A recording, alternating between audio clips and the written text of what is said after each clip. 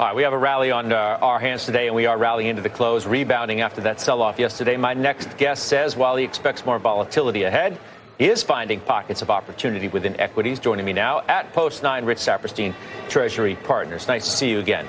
Likewise. Where are these opportunities in stocks? Well, markets right now are discounting the impact on the global financial situation from all the fuses being lit in Washington. And that's obviously the Doge, the layoffs and cuts and all the tariffs and everything.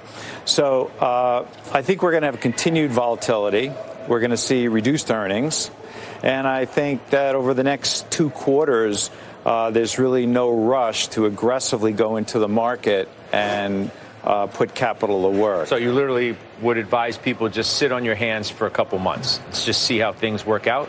It depends on how invested someone is. So if someone's not in the market, they probably should start putting funds to work now. But I mean, I'm guessing that most of the people watching you right now are invested in the market to at least some degree. Who knows what their, cash levels are relative to how exposed they are to equities and bonds. But what if you are pretty well invested and you've enjoyed the past couple of years, you didn't sell at all on the downturn that we just had. What do I do then? Rotate into high cash flow generating companies. So, for example, in the large cap tech space, there are certain companies that right now have operating cash flows of close to 10%. In the utility space, as you know, I've been an owner of utilities for quite a while. But I mean, the Vistra has been one of the most volatile stocks in the market. Yeah, it has. Vistra is a $40 billion company generating $5.5–6 billion in operating cash flow this year. They're going to buy back stock. They're going to only be growing. So as an independent power producer, that plus NRG at these levels continue to provide great opportunities. When you're talking about megacaps, like what? I mean, you're essentially suggesting that you think these stocks have corrected enough? Yes. Even if the economy gets worse? Well, the economy will slow down. There's no question. And if we look at where the market will go, let's say last year the market generated $245 in earnings. Put a 20 on that. That's roughly a 5,000 bottom on the market. Why would I put 20 on that? Because that's trailing earnings. And then you'll have 26 where a lot of this tariff tantrum and this entire doom loop that we're experiencing will probably be over by then.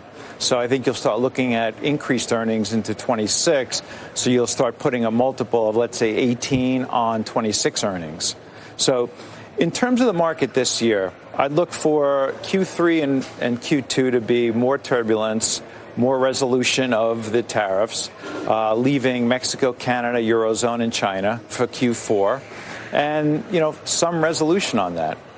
What about things like munis, which you've told our viewers you like for a long time? 2 weeks ago, the worst day in 30 years. I know some would say, well, that's where the opportunity presents itself.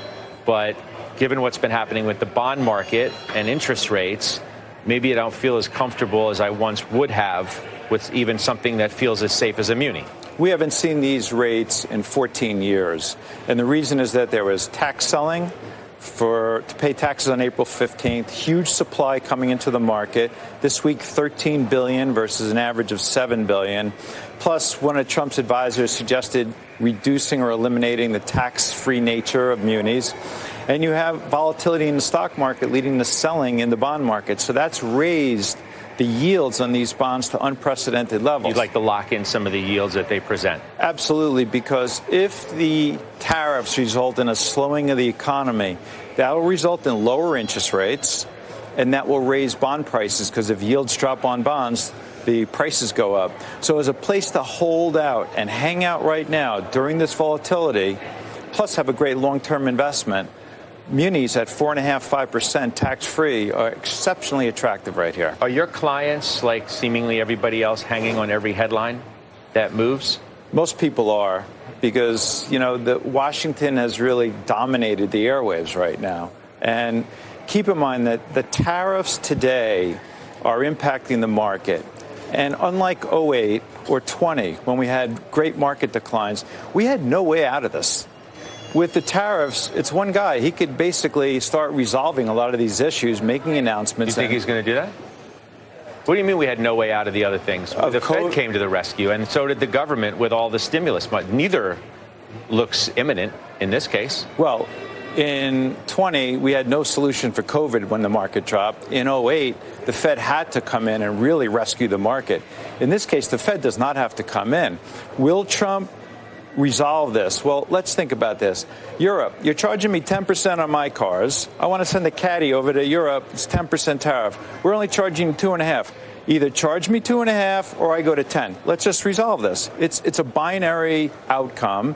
It's all math. So I think these agitating discussions will get resolved, unlike what we had clarity on back then. And you don't think that enough damage would have been done before that happens to have a bad market outcome, because you essentially have an unavoidable economic situation that you're going to have to deal with first? I'm not worried about the fact that we're losing our reserve currency status, that, foreign capital flight. I'm not worried about all these things we're hearing in this doom loop vortex. Not worried about any of it? Because I'm looking past all this and I'm saying, what's the likely outcome and where should we be deploying capital? Right now I'm buying munis, and I've got a place to be for when this outcome occurs. All right.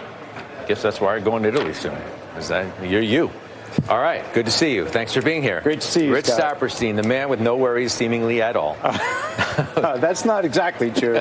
I know, but you project a very positive face in what is a very uncertain environment. I think that's my point. It's uncertain but resolvable. That's the key. There's benefit for both sides to resolve this.